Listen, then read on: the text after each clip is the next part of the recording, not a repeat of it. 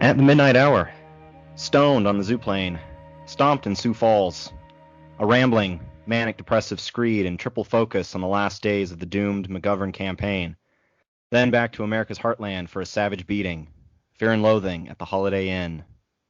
Welcome back to Mars on Life. This is your host, Ryan Mancini, joined with me, as always. Apparently not as literary or culturally diverse as that opening, but hi, I'm Sebastian. Hey, when the going gets weird, the weird go pro. As the late, great Hunter S. Thompson, Dr. Hunter S. Thompson once said.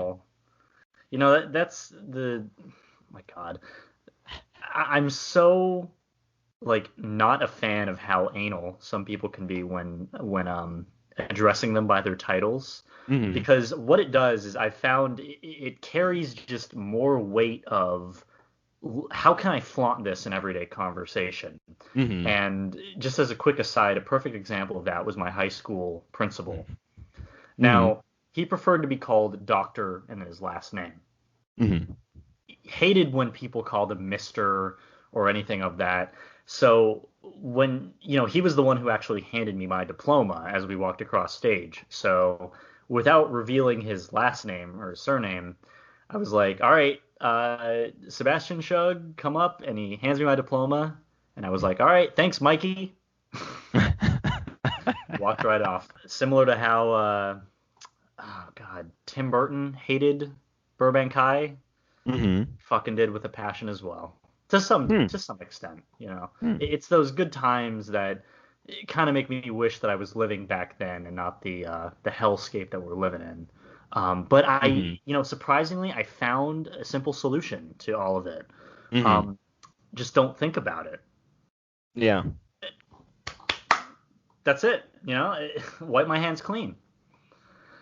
But, we were going over it last week, and I don't sound as jaded as I did, thankfully, because I've had some time to sort of reflect on everything that I've said. And I know that the bonus episode was posted today, which, if you haven't seen that, you want to see me really go on a deep dive of this bullshit, feel free to check that out. But yeah, it was one part me not really being able to handle everything around me, one part sort of being afraid of the unknown and therefore reactionary of what I don't understand, which is kind of par for the course of how do you maneuver this sort of, politicism that's going on in the world. The reaction that I got was in how many instances of this appearing in conversation can I just lay my head down and just sort of trudge through it doing what I normally do, like write books, make short films, music, etc. And I don't want to consider myself to be among the politically ignorant, but I gotta be honest, I'm a lot happier now that I've sort of just taken the stab at my work versus the stab at my work amidst the political sphere, if that makes sense. Well, it's a kind of thinking that, in a weird way, I've always admired, simply because, you can think about politics in the literal sense that just about half the population does, where they treat it like it's a never-ending struggle, and then you have the opposite side that treats it like, it's just all reactionary, and therefore all of our decisions and all of our maneuvers and all of our policies must be reactionary, which is not necessarily a good thing in the world of political science. But if you're able to fit that line where you can continue to be an artisan, for example, or hell, even a community level activist, you don't need to have the national weight weighing down on you. At the same time, you can't put your head in the ground. I'm not saying that's what you're doing. I'm just saying no. It's more so the to the tune of you're putting your head in the ground while you're going on, the direction that you're going in. Yeah. And completely throwing politics out of the window here for a second. I mean, not being under I wouldn't say influence, because I don't consider politics to affect my influence on a lot of the art that I do. I would go so far as to say that it's politically incorrect with the satire that I specialize in. But I found myself just not bothering to hold myself to the standards of politics influxed within the art. And I mean, I mentioned this, oh God, how many episodes ago when I was questioning the decision that an artist needs to make over going over independent favor, like what you as an artist decide that you want to portray versus the weight of the world, the weight of the political world resting upon your shoulders of this is the medium that I need to send my message in and only send it in because this medium is meant to send a message, right? Right. And I found that just sort of subverting the expectations of that, you know, having it be sticking to one's own gun, so to speak. I found myself being more happier with the result. I'm not saying this is how everyone's thought process is going, you know, amidst the staying indoors and doing what one can to make the time meaningful, you could say. But, you know, it's definitely worked for me. You know, the thing that I've always found kind of fascinating with sort of living life, creating some kind of art, and on top of that being within the political sphere, there is an equilibrium there that I think very, very, very, very, very, very few people actually take advantage of, you know, where you don't need to have it dwell on you so much, but you can have it be in such a way that the equilibrium of politics, your life, and art can bring about something truly special. And one of the great examples of this is and I'm going to probably butcher the name of it, but a few years ago, I had the amazing chance to go to Chile. While I was there, I was in the capital. I was in Santiago, and I had the chance to go to the Museo de la Solidaridad Salvador Allende, who was their last democratically elected president before their dictatorship that our wonderful little country helped prop up. And there's a museum there that you go inside, and the artwork and how it reflects the politics of Salvador Allende, who, you know, politically speaking, I do identify with a lot of his views on, you know, class, on, you know, structure in government, and a whole myriad of things. This museum is kind of like a temple to his political thought. And a lot of the artwork is so beautiful in capturing the very, you know, almost egalitarian views that he had of the people of Chile and how he could have brought those kinds of changes and really made Chile into a superpower in its own right. That was sadly robbed from us September 11th, 1973. But I don't see that much anywhere else. You know, I mean, in our country, art becomes pedantic, art becomes commercialized, and art becomes something Disneyfied to the point where, you know, you've lost the message entirely. You know? Yeah, and I think that it sort of funnels into the point of whether or not you want to have art that makes a statement but risks fizzling out, or make something that can genuinely be enjoyed for generations. I did touch upon this last time when I was kind of going off on my little rant there last episode, where I would love to be someone like Bob Ross one day. Okay. No, really, because you think about it and it's like, this is content that people our age, our demographic would not have seen. Okay. We weren't born yet. You have his episodes being live streamed on Twitch, on YouTube, on many different platforms that you could see it, you know, not live, of course, but being shuffled through. And then when the last episode of the last season ends, the pilot starts back up. So it continuously goes again and again. And it's art that it's very simplistic in its design, even though ironically the design is not simplistic. I mean, have you seen his fucking paintings? Jesus Christ. But, Bob Ross was a type of character that didn't hold himself to social or political constraints. I mean, Jesus, the guy didn't even depict humans once in his paintings. Matter of fact, he did do it once, and when questioned when it was the only time, he said that he enjoys nature more. He found fulfillment in the world around him, so to speak. He didn't pay much mind to issues that revolved, his fellow man, which today would be a death sentence if you were to say that on any kind of social media site, if you didn't stand in quote unquote solidarity. But here's a man who did it and is being revered for it still to this day, and we don't see a problem with it because it was done in the expression of his own self. I don't think that's far-fetched for people to do. I don't think it's especially far-fetched for people who have now this much time at their disposal to at least try and attempt. Because, my God, when I see political posts and political posts with the hint of artistry of sending a message, I'm already lost because I already know A, where it's coming from if you look from the page, B, the bias associated with it, and C, the one-upsmanship that these pages have amongst the rivalry that these pages have amongst each other, where it's not even fucking news, nor is it informative.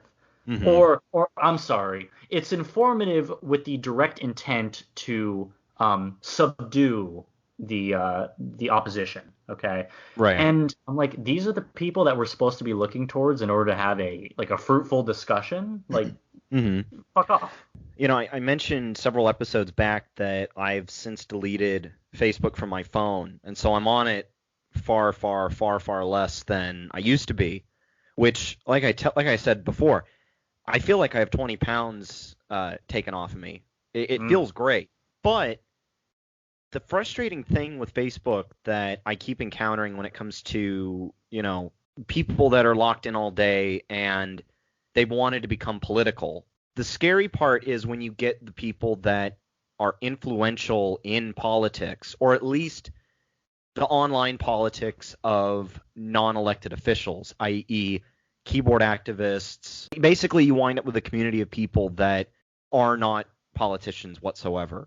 Oh, and yeah. No, the problem you get with that is you wind up with that one person who shows up. Like, say you're a newcomer, you're angry, you're pissed off, and you're ready to start marching in the streets, and then you have that one manipulator who shows up, pops in to the group that you're in, and slowly her posts go from generic, I hate Donald Trump, racism bad, to hey, let's elevate these, terrible liberal politicians that have been losing elections for X number of years. And it's kind of like, okay, you're clearly not learning from the moment. But it's them thinking that the momentum caused by the internet is the biggest shift in technological advancements that we've had, I'd say forever.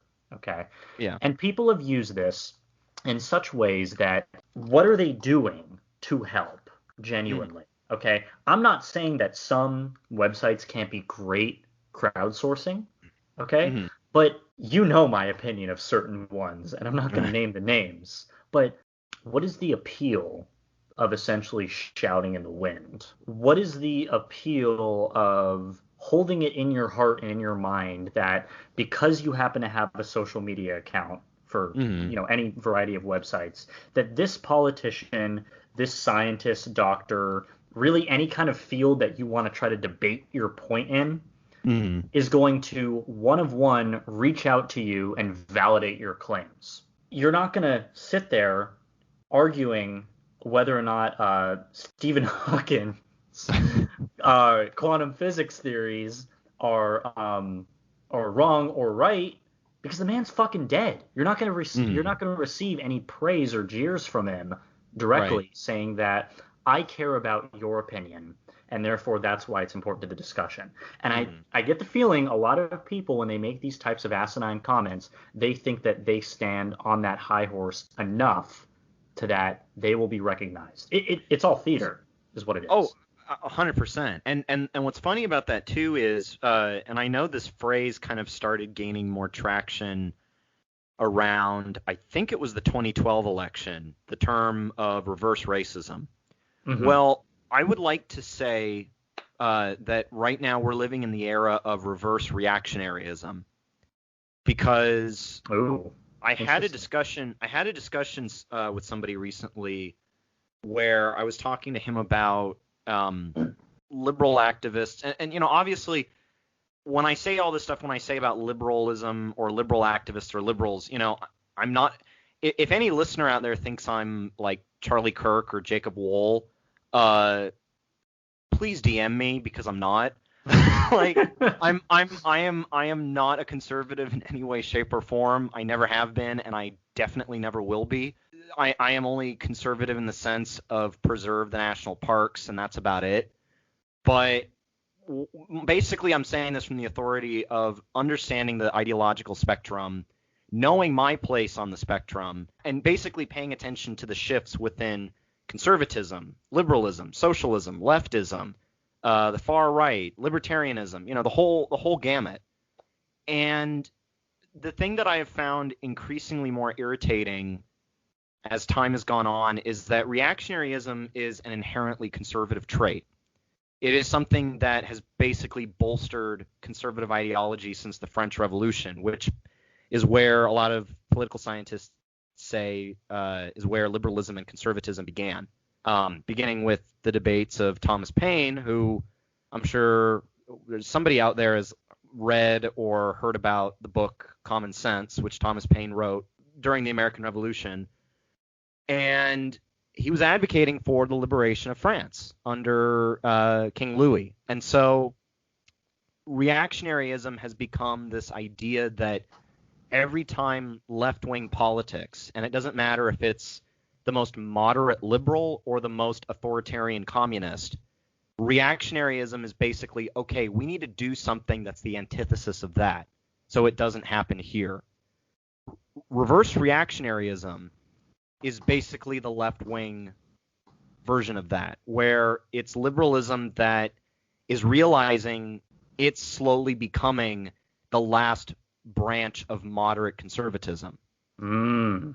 And so you're basically growing a new generation of people that are kind of becoming their own conservatives, except they're far more liberated in the sense that they have a lot more belief in, you know, equality and freedom and all that. Right. And so when it comes down to something like, you know, politicians that are on the left that say something, the number of examples out there are numerous. But for example, if somebody now were to go back and see Barack Obama talk about how he used to think marriage was only between a man and a woman, mm-hmm. you would have liberals basically come out of their houses screaming and you know, foaming at the mouth because their president is against marriage equality. Well, that's your own side, liberals. So it's do something about it. It's the digging up of past. I fucking hate to use this allegory, but I will. It's essentially the receipts allegory of, hey, this is what XYZ said, and this is why we should therefore demonize because and an even better example would basically be why liberals hate Bernie Sanders. You know, that's basically the best kind of culmination of that, where they agree with everything he says, but they don't want to support. They don't want to support somebody who calls himself a democratic socialist. There we go. And here's the thing, and I know there's liberals out there that don't like this, but it's true.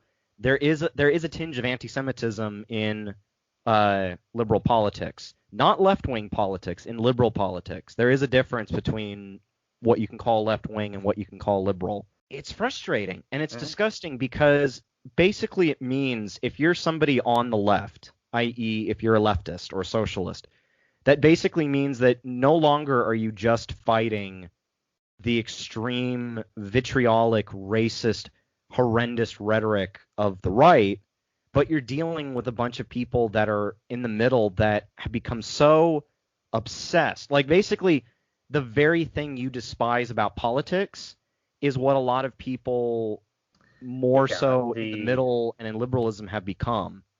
And it's kind of like, oh my God, just get a life, please. Well, and You know, that's my dude. That is my get off point. Facebook. Okay, no, that is my point.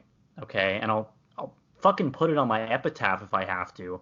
People aren't special, at least enough to the point where their politics are going to completely subdue those around them. And it makes me really wonder that, this is what's going to divide you as a community? Like, really? You're believing in ideas that politicians don't even fucking care if you're representing them or not. Okay, they just want the votes.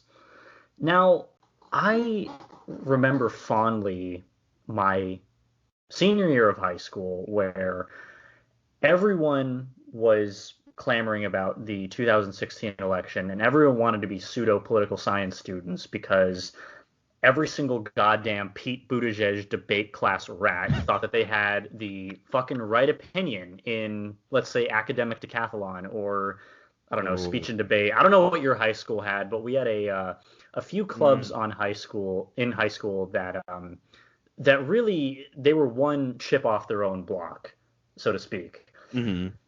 And whether or not it was liberal or conservative, it was very much just it was a no man's land is what it was. It was a community that was just barren from the waist down of people who just had opinions that were 100% reactionary. Mm-hmm. And I mean, back then, oh God, 2016, people were still using Twitter back then. Yeah, of course. Why do you think Trump won that year? Well, that's no, exactly. No, but what I'm saying is that my school, at least, my high school, that's where it all began. Mm-hmm. It started off with a few arguments, and then of course you have that. You probably had this at your high school as well. Oh, I got a story waiting for you, but it was a spot on campus where the quote unquote cool kids had lunch. Now, these cool kids did not know a thing about politics. They were blowing smoke out their ass. So I wasn't about to trust Timmy Two Tits with a left or right opinion so fucking skewed in a direction that I don't even want to know where it went, into thinking that they were the Messiah when they gave their opinion. Hey, you should believe in this. Why? Because I'm the captain of the football team. And it really was that vapid. No, I'm dead serious. Because it was like, hey, you should listen to me kind of thing. And people believed it. Mm-hmm. My senior year, I had pretty much infiltrated every kind of social clique, and I was known on campus fairly well. And it was to a point where a reporter, in very, very loose quotation marks, might I add, pulled me out of class randomly one day and just asked me what I thought about the election. I didn't give a fuck about politics then, and I'm glad to know that after, 5-6 years, I still haven't changed. It's the indecisiveness turned to blissful ignorance, as I call it, because when they prop me up in front of the camera, they asked me what I believed in, and I'm like, well, I kind of like some of Bernie Sanders' ideas, though I don't know if he'll be able to implement them correctly. And that was my statement. Right. That actually got put into the yearbook. Okay. But you know what? That indecisive statement topped the other 3 gung-ho left or right wing stances. Oh, I fucking hate of course, we weren't allowed to curse in the yearbook, but it was along the lines of I fucking hate Bernie, I fucking love Trump, yada yada yada. And people looked at it, they were like, Sebastian, why are you so like wishy-washy? You're 18. Like, you should have And I'm like, honestly, it doesn't bother me. And it didn't bother me because I was an art student. It wasn't until I went to college that I decided to pursue political science, realized what a train wreck that was, and settled on communication studies. And that's just kind of where the chips landed. And fucking the epilogue of the story is, you want to know where all those popular kids ended up? Addicted to drugs, addicted to having kids, or fucking moved halfway across the country in some destitute, landlocked state. So, I mean, it could be worse. It could be working for Turning Point. Oh my God! There was a moment.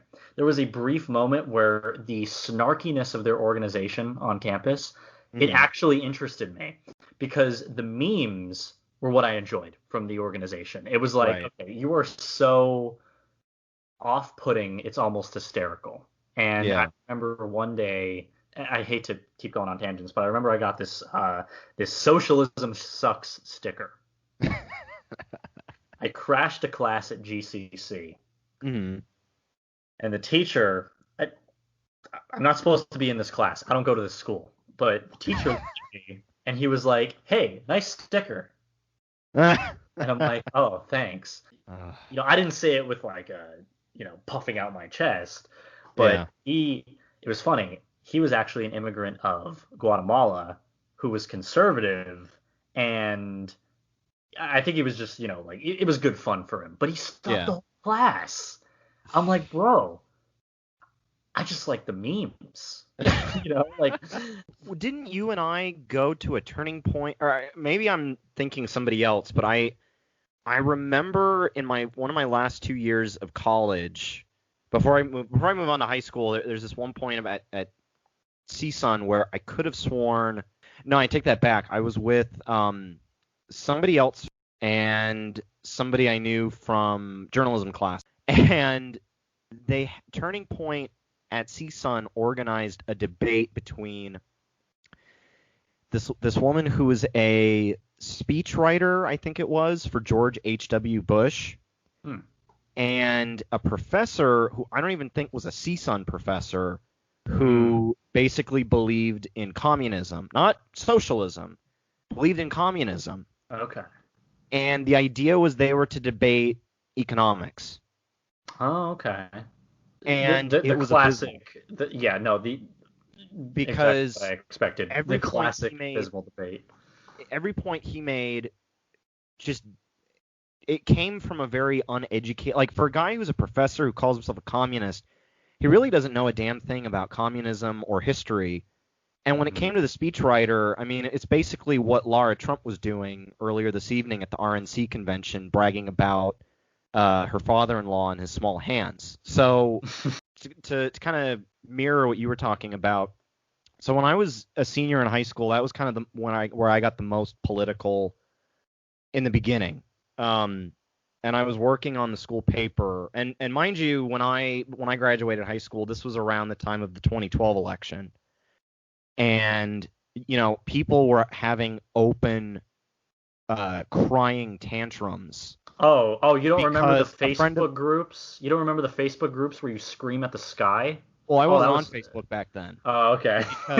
because Facebook, in my mind, man. was a wretched hive of scum and villainy, to quote Alec Guinness. And I only got it a few years later because of organizations I was joining at CSUN that required Facebook. What happened was, like, people would have open tantrums on campus because a friend of mine, one of my closest friends in high school and just growing up, was a avid Obama supporter. And you had these conservative girls literally getting on their knees crying like you just told them you killed their puppy. And which the goal of these conservative girls was to convince. Is that why they were crying? Because they couldn't? Or the thing I don't understand. Well, I'll put it this way. I've said it a million times. The place that I live in, I live next to the Santa Clarita Valley. I live in the Santa Clarita Valley, I should say. And it is very conservative out here. Full stop. But growing up and going to high school, I was very much kind of the dark horse on campus. Basically, almost everything that Amanda said when she stopped by our show was basically me. Except I reached a point where, I was in my senior year. I was one of the editors on the school newspaper, and I figured, you know what? I'm not going to be seeing these kids again because I'm going out of town and I'm not going to have to see them ever again. So I don't really care if I burn bridges this year with my politics. It's just the way it is, to quote the Cheeto. And so, basically I was kind of finding myself politically, but realizing that I was not on the same side as most of the kids in my journalism class. It should be noted that I had kids in that class that were praising Stormfront. Oh, okay. And interesting. I didn't think Santa Clarita was that backwoods, though. Like, they were that regressive in... My level of politically hedonistic entertainment was not dialed to 11 like it is now. It was dialed down to like half a decibel. Oh, so you took it all as like one of one. This is something we should legitimately care about rather than laugh at the stupidness of humanity. Okay. Yeah, like because I was basically saying like, look, we have incredibly atrocious levels of poverty on all of our indigenous reservations, and it's our country's fault. And people just didn't care. And I even once had somebody who was indigenous Peruvian who once told me, in regards to covering a local powwow, she once told me, go find 50 Indians who will care about the story, and then you can write it. The irritation, it just kind of kept growing and growing as the year went on, because, from 2012 to 2013, obviously you had the election, which it looked like a slam dunk for Obama. That was also, you got to remember too, this is around the same time I'm understanding literally everything about politics, from the Democratic Party, the Republican Party, liberalism, conservatism, you name it. And, we did have a speech and debate team. I almost joined it, but my friend who was a staunch Obama supporter, I was only going to join speech and debate if he joined, because he was playing around with joining because he was previously a member. Now, the majority of the, I was known on campus. I was held in pretty decent regards with most people. But the people that made the most noise politically were the AP students. The kids that went above and beyond. Don't even the fucking kids who remind went me, dude. to Stanford and Cornell and Gonzaga. Oh, you want to talk about the people who swung their dicks around like it was their fucking livelihood? Like that, you hear kids in high school reaching their peak and then they plateau. Oh, that was the AP students, where they did not. They looked at you as lesser human beings if you were not an AP. Exactly. And should you challenge them on that, they would they'd scream their head off, saying that they're right. And so I did challenge one of these kids once. I'll call him John because that is his first name. We had a lot of Johns at my school, so it really doesn't matter. But this guy, he, I think, was on speech and debate.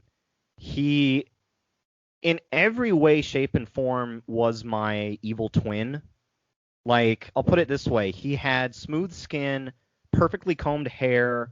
He was short and stocky and dressed very conservatively, whereas I was tall, I had messy hair, my complexion is not perfect, and I wear t-shirts with iconography on them. Like I was mm-hmm.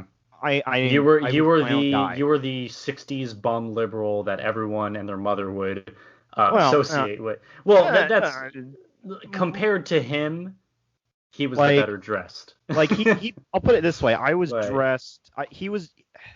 What's the best way to put it? Damn. You can put yourself down. I mean, I fucking hated how I dressed in high school. I'm going down like an analogy toilet bowl here. So I'm trying to figure out where I'm going with this story. Okay. So, but we had one confrontation, not physical, but a verbal confrontation, and it was right after Newtown. Like I was in school the day that the shooting at Newtown Elementary happened, or rather, Sandy Hook Elementary happened. Oh yeah. And I got out of class and I was so broken and distraught, and the idea that the first thing we need to do is defend gun owners seemed farcical and inappropriate and a slap in the face of the memories of the 30 people that were gunned down. And what does this guy come out and do? He basically comes out and tells me that me giving gun owners a hard time is not going to prevent further tragedies. Well, I can safely say there have been several hundred more people, in fact, probably several thousand more people die since Newtown. And boy, do we really need guns? But that was basically my argument with him, where it was just like, dude, how dare you say this? And he the funny thing is he ended up becoming one of the editors in chief of our school newspaper. Now, thankfully, he did not push back on any of my personal pieces that I wrote, because I wrote one article about why, and honestly, I still am. It's been a while, but I still am, about why I'm ashamed of being an American. And my four kind of chief reasons with this story, I pinpointed on four of the most despicable human beings in America at that time. Now, mind you, one of these people has been dead since like the 1840s, but he was somebody that I kept finding more and more information about, and I thought to myself, my God, America's already had its Hitler. I basically went after Rush Limbaugh, Andrew Jackson, Sarah Palin, and Honey Boo Boo. Because those are the four people that I encapsulated with everything wrong with this country. Oh, and bro. He was totally okay if only you fucking knew how much worse it would get. Oh, I never would have thought. I never, ever would have thought. But, I shared that. I had the atheism story that I mentioned when we had Amanda on, where, people would spit at me. I once had somebody say, oh, Ryan's an atheist. That means he hates Catholics. And I'm like, read a dictionary. You call yourself an AP student? My God. And so it's kind of like, I know we've kind of gone on forever talking about our days in high school and politics, but it's these people were taking me so damn seriously. Well, yeah, and then I would turn around and I would say that, oh, well, I'm probably going to join a fraternity in college. And then they would further spit at me. And guess what? Guess what happened to these kids when they all went to college? What? They all joined Greek life. Exactly. So see, you got to understand, I think you had the grasp, as I did in high school, that, I think everyone kind of falls into the category of why is this important? Right. And I think I realized it a lot sooner when I sort of found my voice in junior year, going into senior year. And admittedly, that voice took me to places that it was very much out of my manner of expression, i.e., I became more confident, though that came at the cost of my dignity, you could say. Okay. I became a douchebag, is what I'm saying. And I thought I was hot shit because I was a senior, and I especially thought I was hot shit because everyone knew that A, I was a senior, and B, knew my name as the guy who did cool art shit on campus, right? Yeah. So it gets to your head, but at the same time, the duality of that is realizing how unimportant it is, and really it was, because I began to realize that, yes, I would miss high school and the memories that I made here and the people that I met here, but going off to college, into Greek life, and then spreading out even further, I realized that these kids were they didn't have anything to do or to talk about other than the friend groups that they were in. And it is unfortunate because the hierarchy at my school in particular really secluded certain people from certain groups. Like if you weren't in with the popular kids, you were not going to be in with the popular kids. Okay. Yep. And that was just something that I sort of accepted. And I think a lot of people who kind of develop that spot in their brain of acceptance, that they just kind of accept and become their own person regardless. Some people never figure it out, which is unfortunate, and they're still trying to chase that high. With politics especially, I found that it was better left if things were unsaid, though, not going to lie, playing the field in high school, it was better to have an opinion for social kudos. Campus kudos, you could say. Because, of course, there are times when you want to fit in. Of course, now I realize at 22 how stupid that was. But I think we all tried to do our best to fit in to some degree, even at the expense of belief systems, which I think is shitty. But I'm happy that people grow up and grow out of it. I think with that, it's...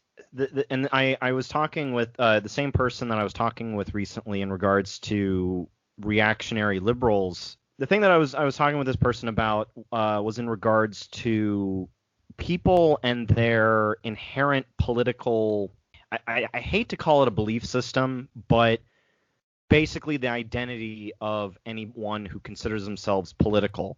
the frustrating thing about that is, and this kind of ties back in with social media, and in a weird way, it kind of ties into with the whole art aspect, where, how do you define yourself, as political or as an artist, or rather, is politics your life, or is making art or something else your life? Well, the thing that I find most irritating, and I find solace knowing that there's some people out there who don't need to explain their politics, but when you have to go out of your way and explain to other people what your politics are, Right. and they're basically trying to vet you. They're basically does it even become worth it? Well, it becomes worth it, but it's the idea that, okay, why do I need to compromise with people that are scared of my political beliefs? Well, also, the liberals that were so terrified of Bernie, what is the fulfillment of winning an argument? Right. Well, it's basically like, oh, you think you're I don't know, you're a candidate running for something. Oh, do you support the Green New Deal and Medicare for all? And it's like, bro, really? It's like, why are you? How about you wait? How about you wait until I give my politics, and then you can decide. You don't put yourself in a position where you answer any questions until you're asked from a neutral standpoint. Well, that's just it. Is that you never should have to be asked from a neutral standpoint, because if you are somebody who is engaged in politics, and say for example, we're talking about someone I really respect and admire, Nathan J. Robinson, editor-in-chief at Current Affairs. He's a socialist. He's a democratic socialist, period. And yet, you will have people that will skewer him and say, oh, I don't know, you seem like you're a closet liberal. And it's kind of like, when somebody has a body of work, which, I'm not saying I do, but basically, if people aren't going to go out of their way and explain to you what my politics are, and you're grilling me like I'm being interrogated, like you're asking me, where were the other drugs going? Where's the trigger? Did you vote for Bernie? Like, I don't need that, because I don't need to be put through a litmus test or a purity test. The way I see it, my politics speak for itself.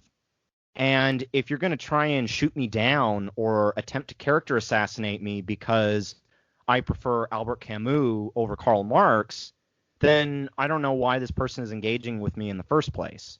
Right. Because basically they're trying to vet me as a potential ally. And the fact is, you shouldn't have to do that. I mean, my actions speak that I am an ally of Black Lives Matter. I don't need to be grilled or have someone put a light in my face saying, do you believe that, there's systemic racism in our police forces? I've read the history on it.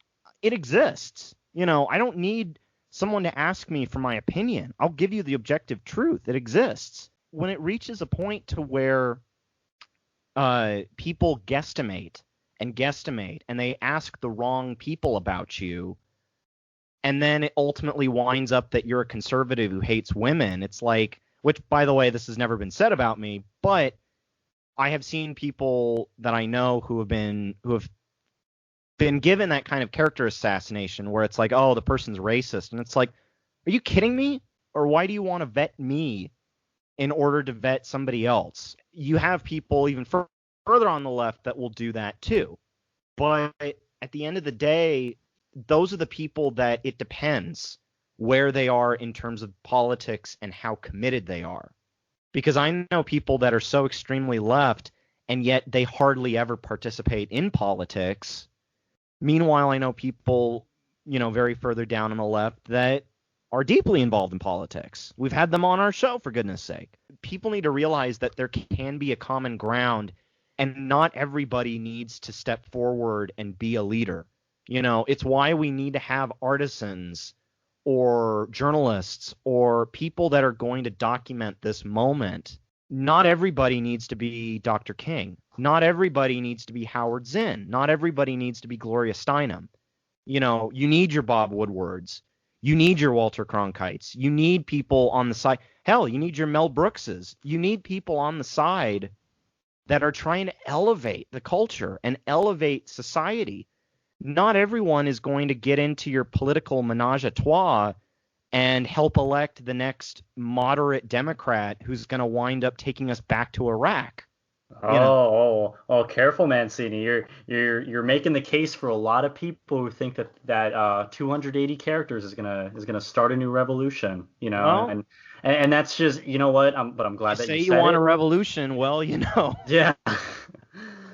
No, I'm very glad that you said that, because you get it. You understand the fragility that is one's opinion on social media, not Yeah. just the fragility of it, but the inconsequentiality of Well, it.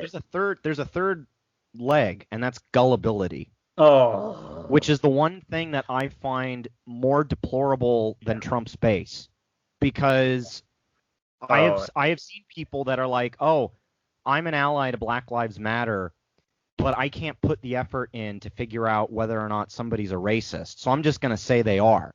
Well, mhm. guess what? This person that you're calling a racist is also the same person who's going to unseat actual racists in government. So why would you do that? Now, obviously, we need to criticize our candidates. I have been critical of Joe Biden, but you know what? If he winds up being president, hey, you know what? 4 more years of comedy, fresh comedy, number one, but also I like to think maybe our government might actually be like actually doing stuff in regards to coronavirus instead of just sitting around saying, well, it is what it is, it'll just disappear. I will still bash and go after Democrats and liberals that either totally alienate their own base or they betray their own views, and that's the kind of thing I find deplorable because it leads to that kind of gullibility. It leads to people blindly following you into the gates of hell, and that person's already been bitten in half by a great white shark. It's the liberal equivalent of a Trump supporter.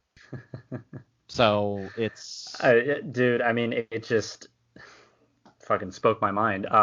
If you want to tell the good people where they could find you, we could wrap up the program. yes. So when I Wait, am hold on. Let me guess. When yeah, I'm yeah. not reading XYZ. Well, I did just pick up a really great book about the president's atoms, but I haven't Oh, okay. started it yet. So and that's kind of I've realized with reading, and especially with political reading and even historical reading, it eats you up in a way because it puts you in a historical perspective. Like you put yourself in a historical perspective in conjunction with the time period you live in. And at the end of the day, you're starting to feel like, you know what?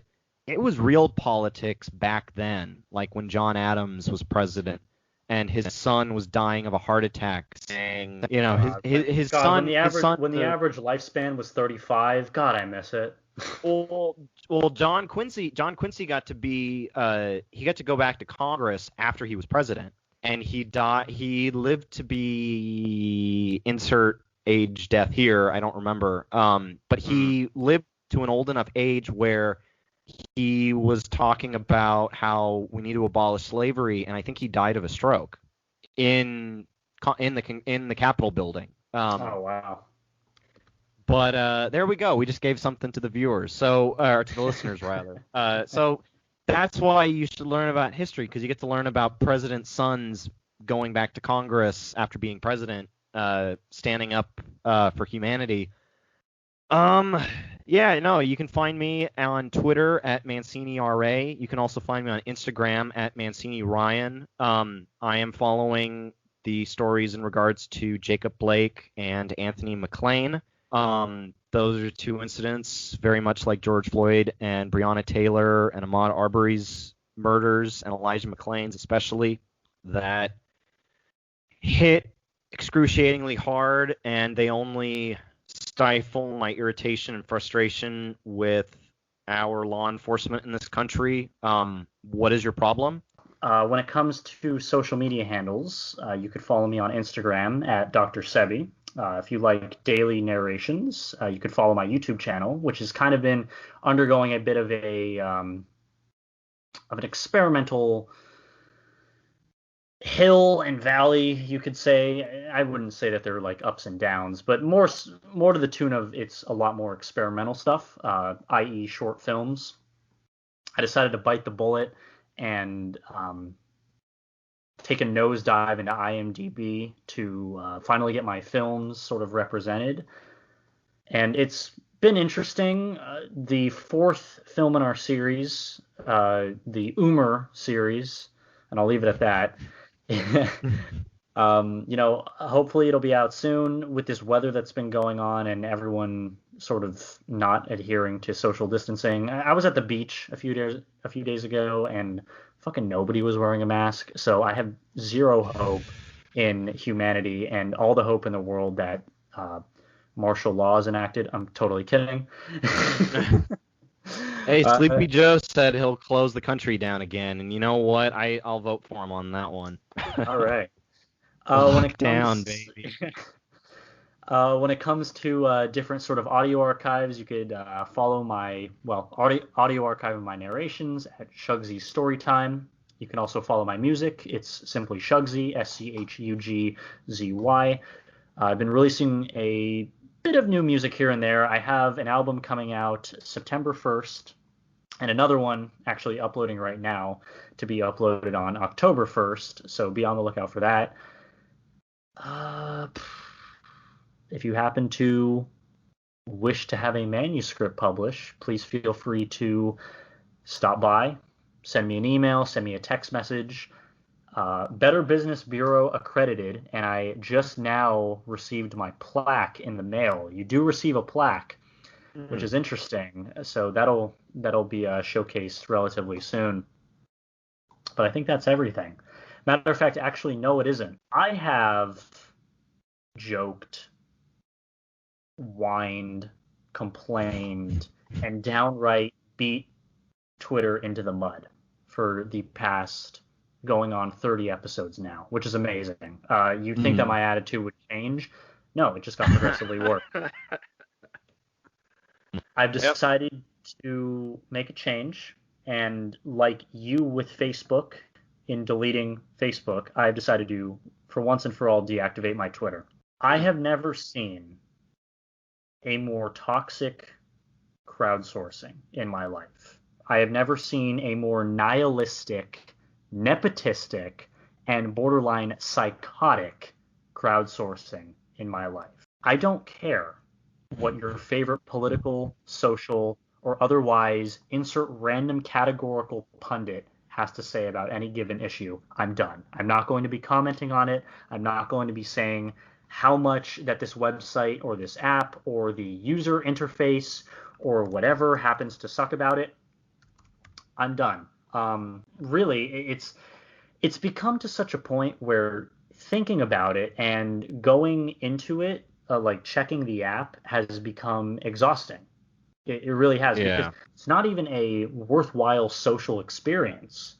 It's become nothing but one-upsmanship, nothing but estranged individuals spouting estranged facts like they think that they're mini Ben Shapiros at a fucking debate, left, right, center, or sideways, thinking that essentially they have the right of way when it comes to any kind of discourse. Fuck you, Jack Dorsey.